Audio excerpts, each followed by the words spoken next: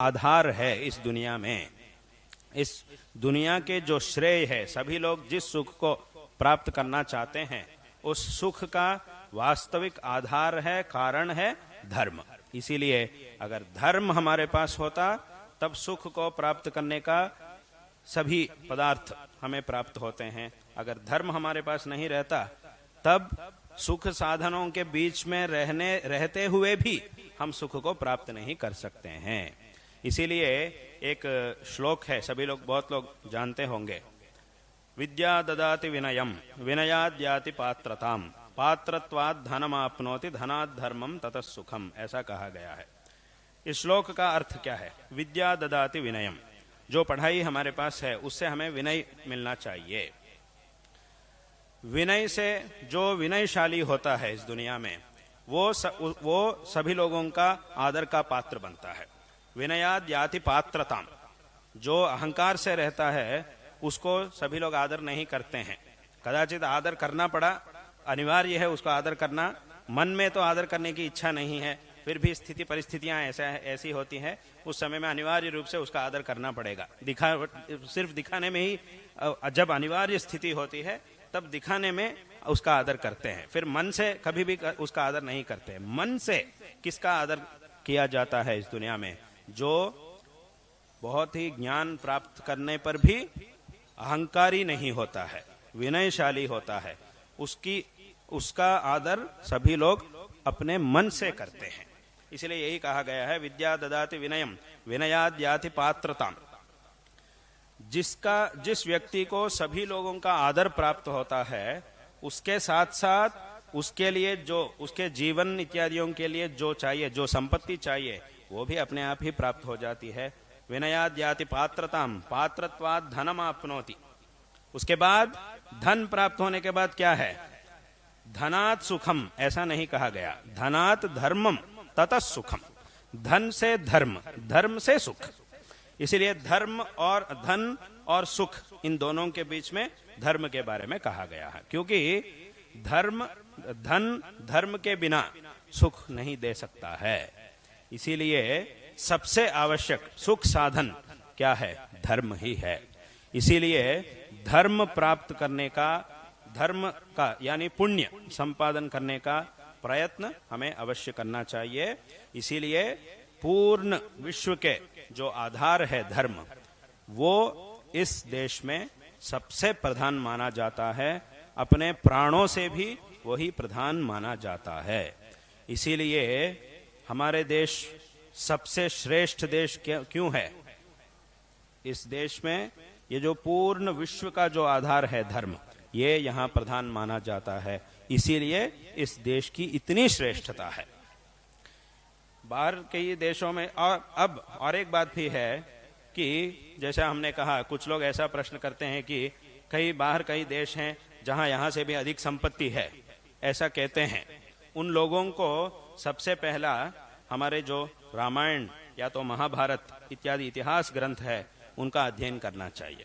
क्योंकि रामायण को अगर हम पढ़ेंगे तब चक्रवर्ती दशरथ महाराज जी के पास कितनी संपत्ति थी।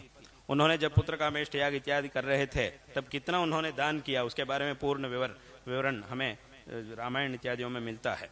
कितनी संपत्ति थी उनके पास, उसको हम अच्छी तरह देख सकते हैं। उस समय के महाराज लोग जो थे, उनके पास कितना संपत्ति, कितनी संपत्ति थी, उसके बारे में हम पढ़ सकते हैं। और महाभारत में जब युधिष्ठिर राजसूय यज्ञ किया था, उसके वैभव के बारे में महाभारत में कहा गया है। उनके पास कितनी संपत्ति थी, इसके बारे में बहुत सारे विचार हमें महाभारत में दिखाई देते हैं।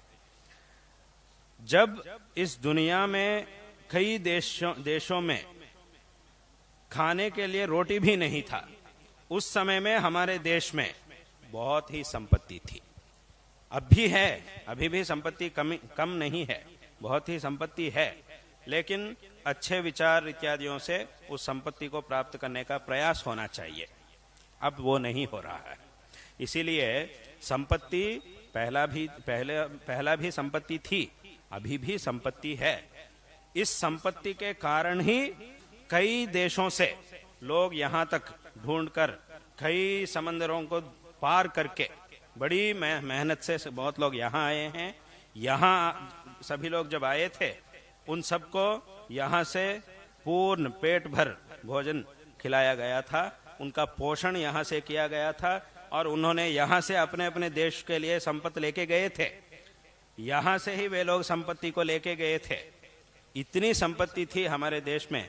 और अभी ये जो रामायण इतिहास रामायण महाभारत इत्यादि इतिहासों में तो बहुत संपत्ति के बारे में बहुत विस्तृत रूप से वर्णन किया गया है, क्योंकि आज दुनिया में कुछ बहुत लोग मूर्ख लोग भी है जो कहते हैं कि हम रामायण महाभारत को नहीं मानते हैं, ये सब सिर्फ कल्पित कथा है।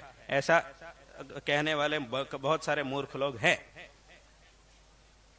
अगर ऐसा है, ये तो गलती, ये तो बहुत बड़ा गलत है। ऐसा कहना तो बहुत बड़ा गलत है कि रामायण और महाभारत ये कल्पित कथा है, इसको हम नहीं लेंगे। ऐसा जो कहता है उससे बड़ा मूर्ख इस दुनिया में नहीं हो सकता और कोई नहीं हो सकता।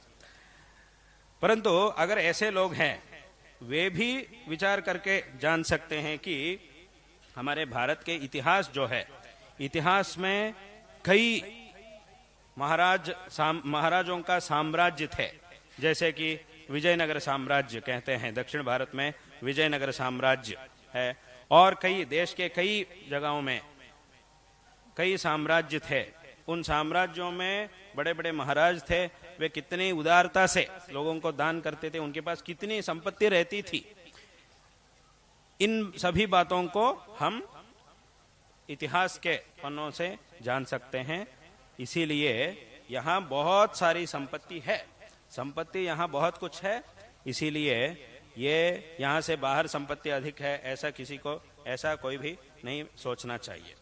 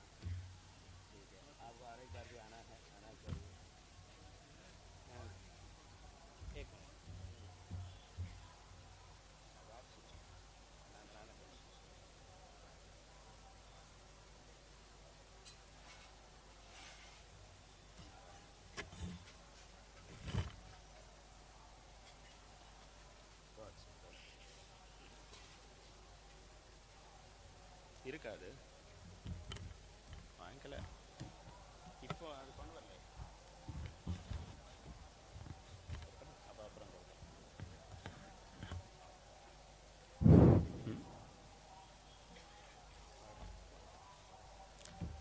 तो इसीलिए यहाँ संपत्ति कम है ऐसा हमें कभी भी नहीं सोचना है।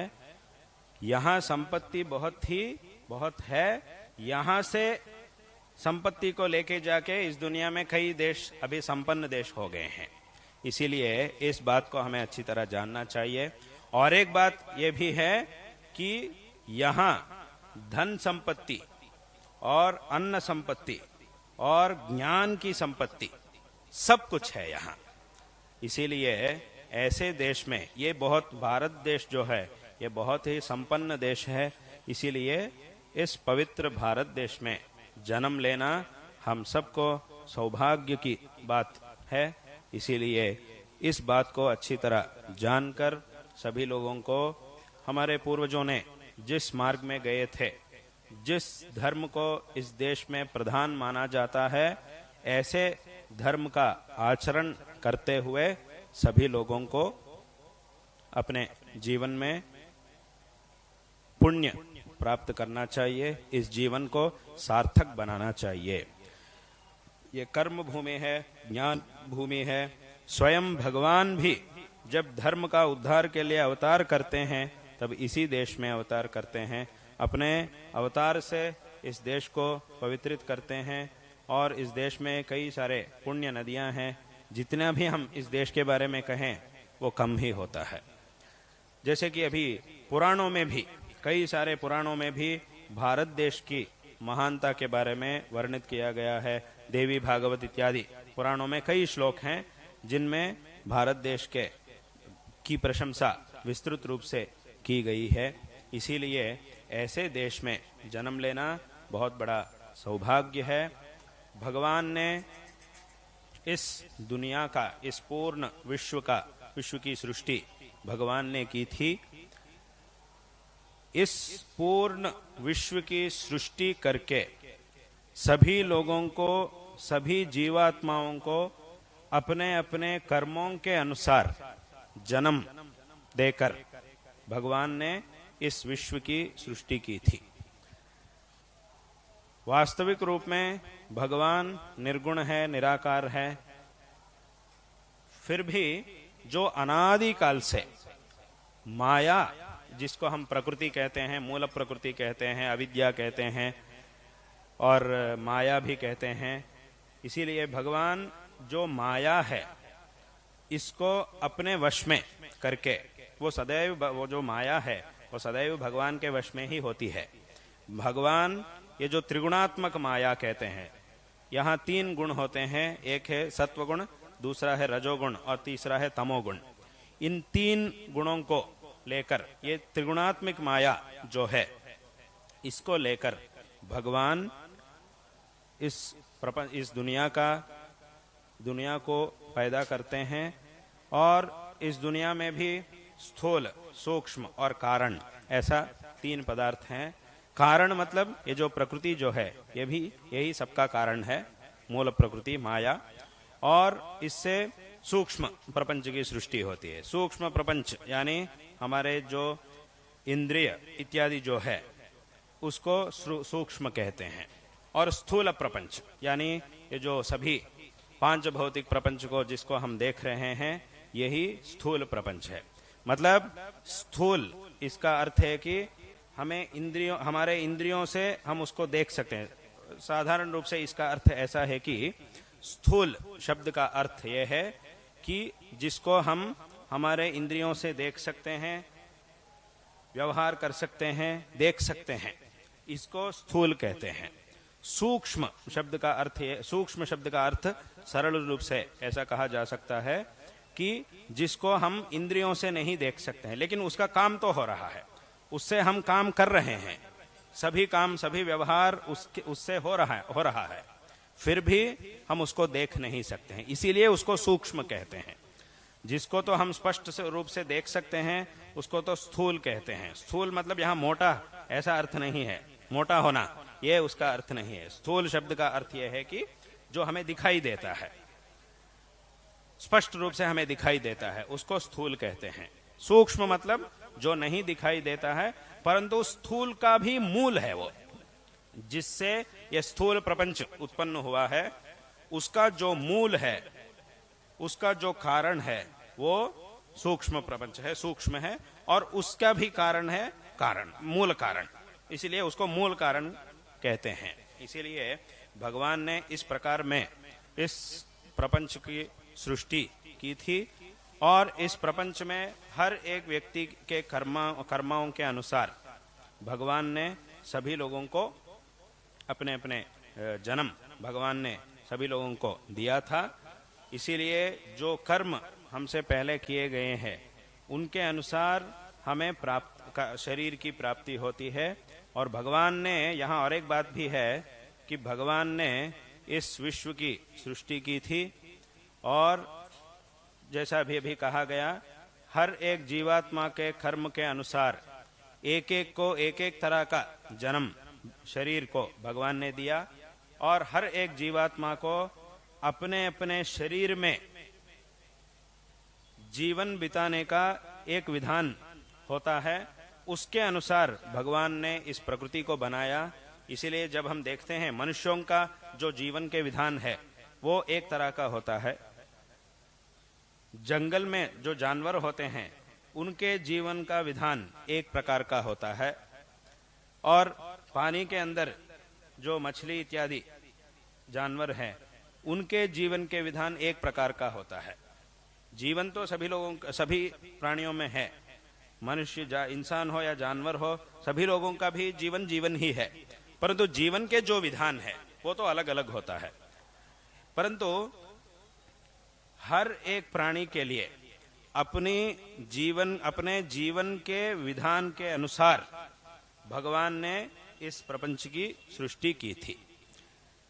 हर एक प्राणी जहां जहां, हर एक जीवात्मा जहां जहां अपने शरीर के अनुसार जीवित रहता है, उसके जीवन के लिए भगवान ने वही एक व्यवस्था की थी। भगवान ने उस व्यवस्था के अनुसार हर एक जीवात्मा का जीवन चलता रहता है।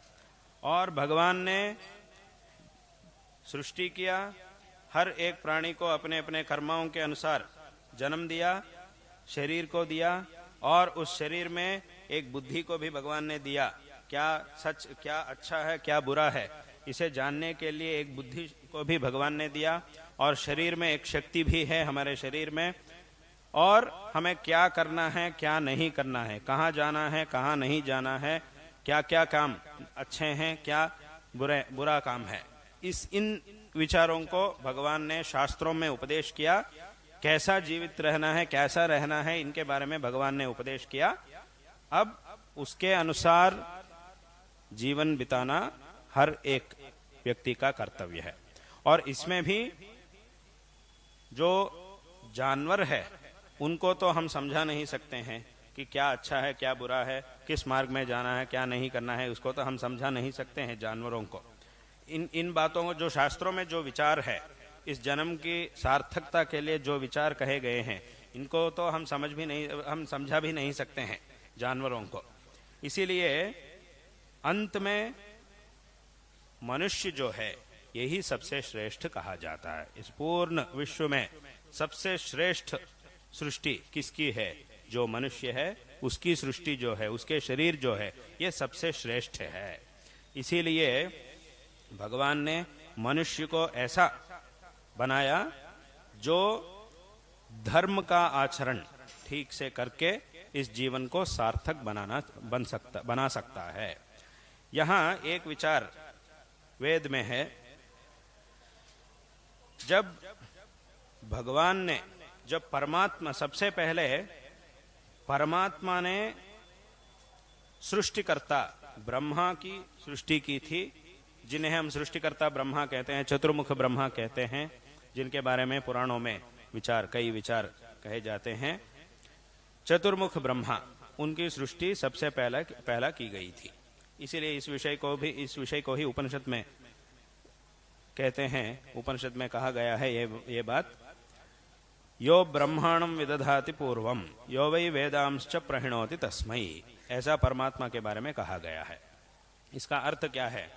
जो परमात्मा सबसे पहले ब्रह्मा की सृष्टि किया था, जो ब्रह्मा है, जिसको हम सृष्टिकर्ता कहते हैं, जिस ब्रह्मा को सृष्टि करके इस कर्तव्य को दिया कि तेरा काम यह है कि सृष्टि करना, सभी प्राणियों को अपने अपने कर्मों के अनुसार सृष्टि करना तेरा कर्तव्य है, ऐसा भगवान परमात्मा ने ब्रह्मा को आदेश दिया।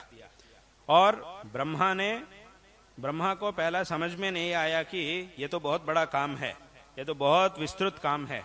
हर एक जीवात्मा, कितने जीवात्मा है इस दुनिया में, जो इंसान और जानवर, इन सबको मिला के कितनी संख्या हो सकती है, इनको हम गिन नहीं सकते हैं, इतनी बड़ी संख्या है। अभी इन सभी जीवात्माओं को अपने अपने कर्म के अनुसार अगर सृष्टि करना है तो ये बहुत बड़ा काम है, बहुत कष्ट काम है, इसमें ऐसा करना तो बहुत कष्ट है। इसीलिए हमें कैसा करना चाहिए? ऐसे जब ब्रह्मा चिंतित हुआ था, उस समय में परमात्मा ने वेदों का उपदेश दिया। इसीलिए यो ब्रह्मांडं विदधाति पूर्वम यो वै वेदांश्च प्रहिणोति तस्मै, परमात्मा ने ब्रह्मा की सृष्टि करके उनको सृष्टि की कर्तव्यता को आदेश करके सौंप के, उसके बाद कैसा सृष्टि करना चाहिए इसके बारे में उपदेश, एक मार्गदर्शन देने के लिए वेदों का उपदेश दिया। अब वेदों के अनुसार, वेदों के आधार पर धर्म, जो वेदों में धर्म प्रतिपादित किया गया है, उसके आधार पर तुम दुनिया की सृष्टि करो, ऐसा भगवान ने आदेश दिया। उसके अनुसार चतुर्मुख ब्रह्मा जो सृष्टिकर्ता कहा जाता है, ब्रह्मा ने पूर्ण विश्व की सृष्टि की थी। इसीलिए ये सब, परंतु जब ब्रह्मा ने, उसी ब्रह्मा को शास्त्रों में संस्कृत में प्रजापति भी कहते हैं। जब प्रजापति ने सोचकर मुझे एक अच्छा व्यक्ति की सृष्टि करनी है, ऐसा सोचकर जो धर्म के अनुष्ठान में समर्थ होते हैं, जो व्यक्ति धर्म के अनुष्ठान में समर्थ होता है, अपने जीवन को सार्थक बना सकता है, शास्त्रोक्त साधनों का अनुष्ठान कर सकता है, ऐसे व्यक्ति की सृष्टि मुझे करना है, ऐसा सोचकर ब्रह्मा ने सृष्टि कार्य का प्रारंभ किया। परंतु जैसे कि दुनिया में हम कुछ काम करने के लिए प्रयत्न करते हैं, परंतु पहले प्रयत्न में ही काम सफल नहीं होता, तब हम क्या करते हैं, दूसरा बार प्रयत्न करते हैं, तब भी वो सफल नहीं होता। बार बार जब हम प्रयत्न करते हैं तभी हमारा काम में हम सफलता प्राप्त कर सकते हैं। ब्रह्मा को भी ऐसी ही स्थिति, प्रजापति को भी ऐसी ही स्थिति हुई थी। इसीलिए वेदों में कहा गया, प्रजापतिरकामयत प्रजासृजेयेति सतपो तप्यता।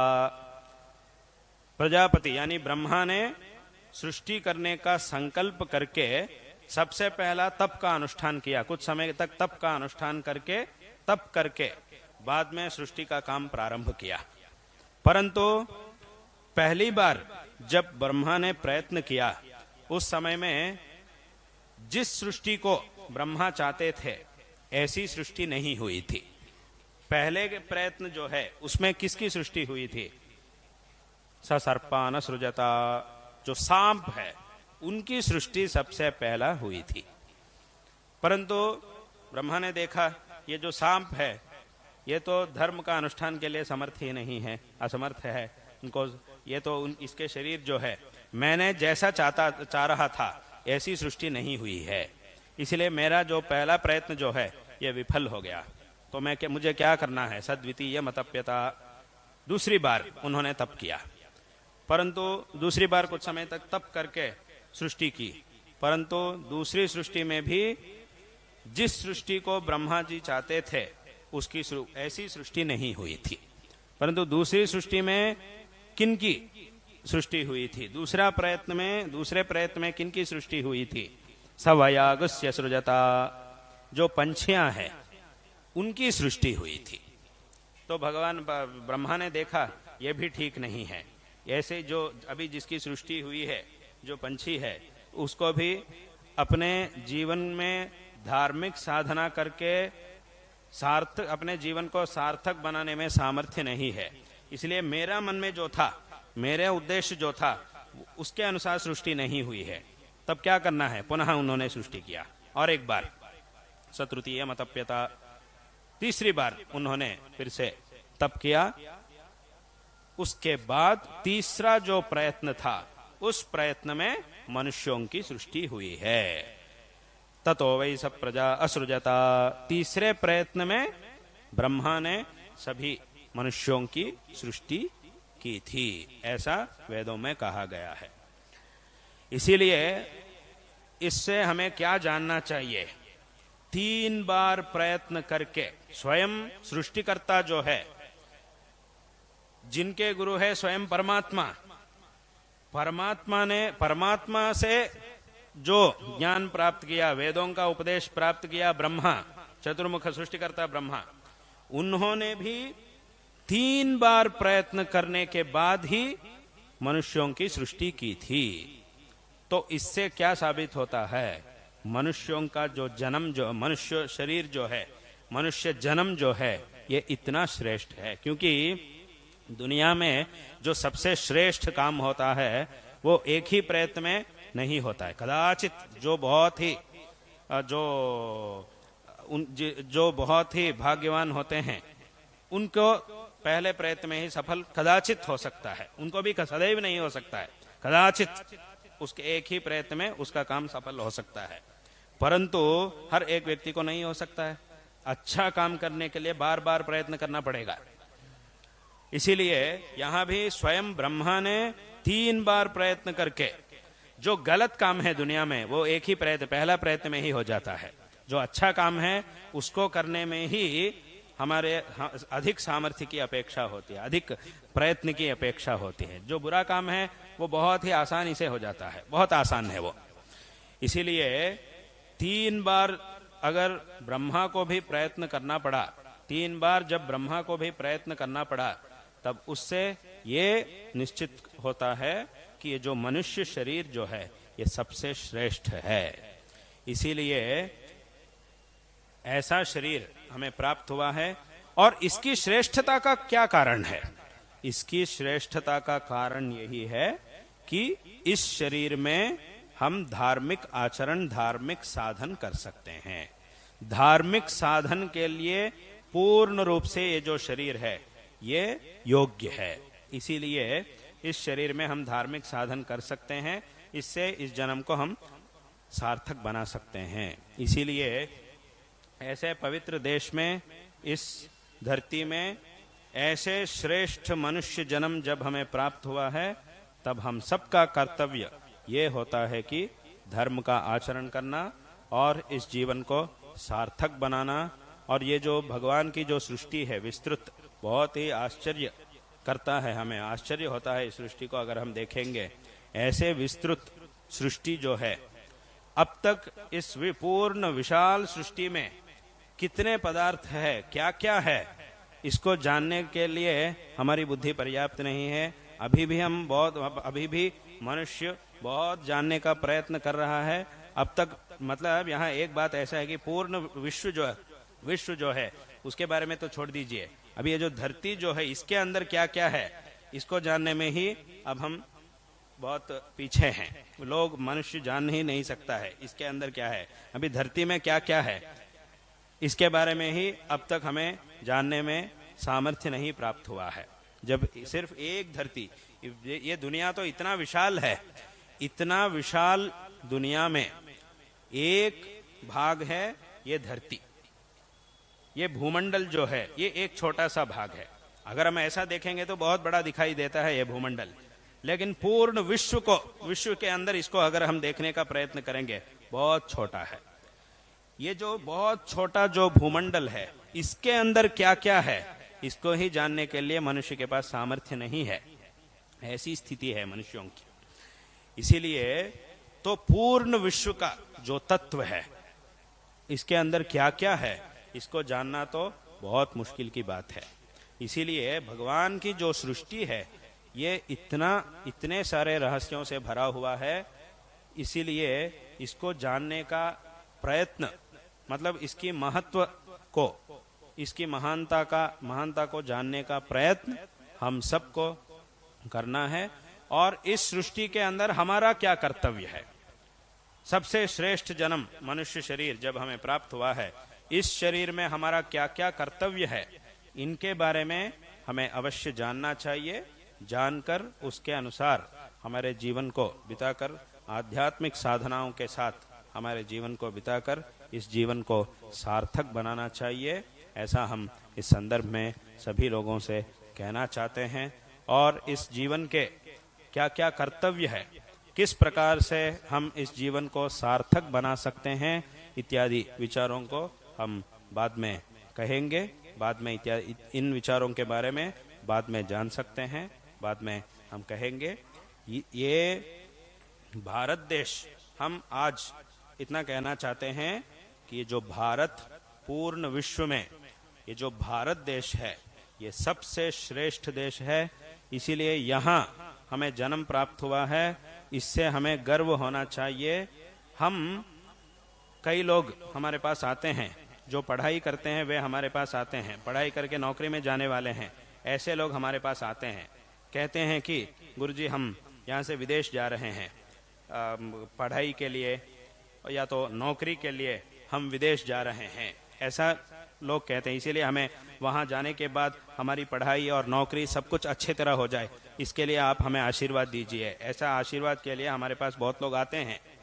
तब हम उन सभी को हम एक ही बात कहते हैं कि तुम जिस लौकिक विद्या का अभ्यास कर रहे हो उसमें अच्छा शिक्षण, अगर विदेश में मिलता है तो ठीक है, जाओ, हम तुम्हें नहीं रोकेंगे, अवश्य जाओ।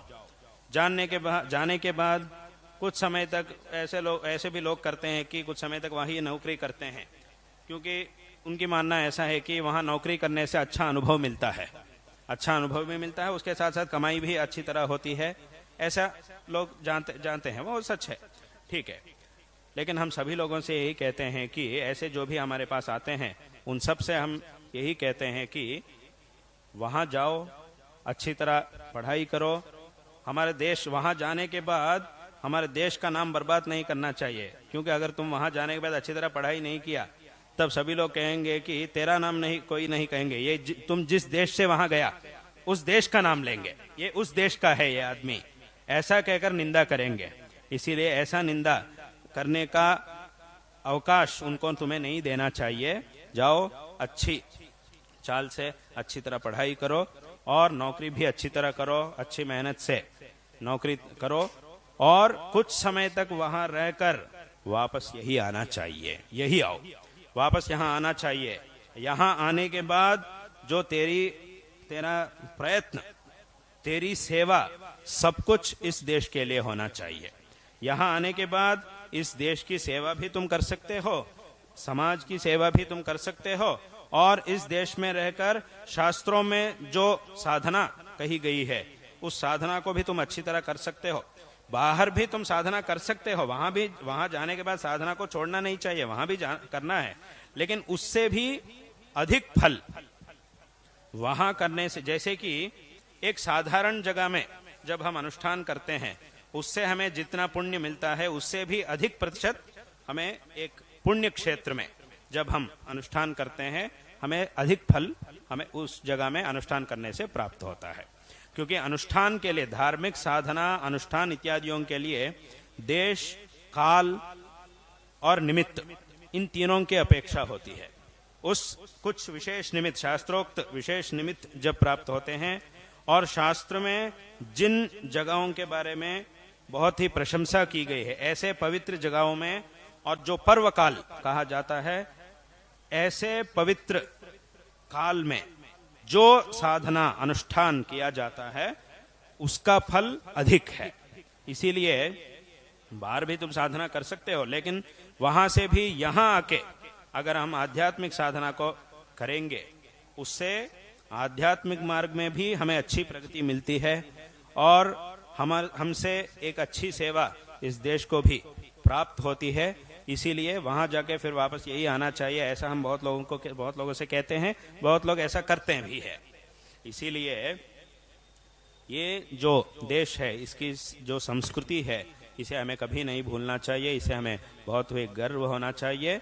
इस देश में मनुष्य जन्म हमें प्राप्त हुआ है। भगवान की इतनी विशाल सृष्टि है। इस सृष्टि में, इस भूमंडल में, इस भारत देश में, इस परंपरा में मनुष्य जन्म हमें प्राप्त हुआ है। इसीलिए इससे हमें गर्व होना चाहिए। हमारे जो भी कर्तव्य हैं इनको अच्छी तरह निभाना चाहिए और धार्मिक साधना के साथ इस जीवन को सार्थक बनाना चाहिए। इसी मार्ग को हमें दिखाने के लिए जगत गुरु श्री आद्य शंकराचार्य जी ने 1200 साल पहले इस देश में अवतार किया और उन्होंने सभी लोगों के लिए इस धार्मिक मार्ग का उपदेश किया।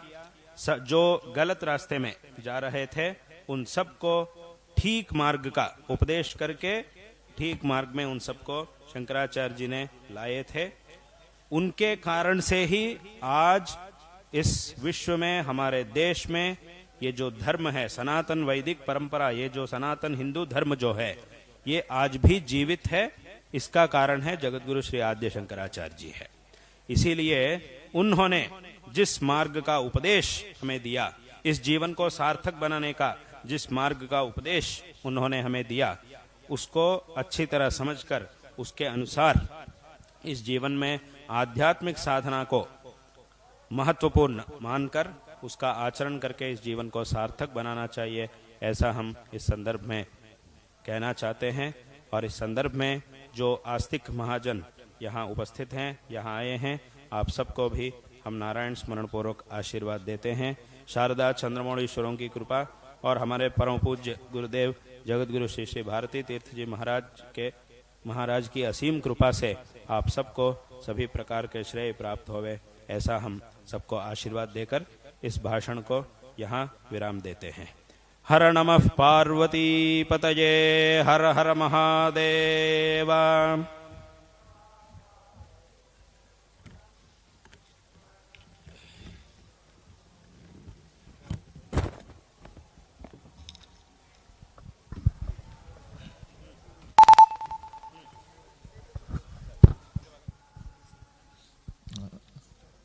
पंद्रह मिनट में महाराज जी के कर कमलों द्वारा शारदा चंद्रमौलीश्वर पूजा संपन्न होगी।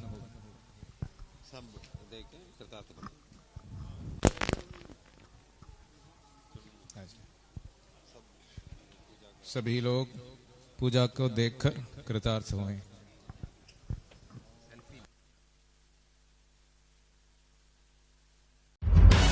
ನಿಖರ ಸುದ್ದಿ ಸದಭಿರುಚಿಯ ಕಾರ್ಯಕ್ರಮ. ನೀವು ನೋಡ್ತಾ ಇದ್ದೀರಾ ಕಹಳೆ ನ್ಯೂಸ್, ಸಮಾಜದ ಜಾಗೃತಿಗಾಗಿ ವಸ್ತುನಿಷ್ಠ ವರದಿ.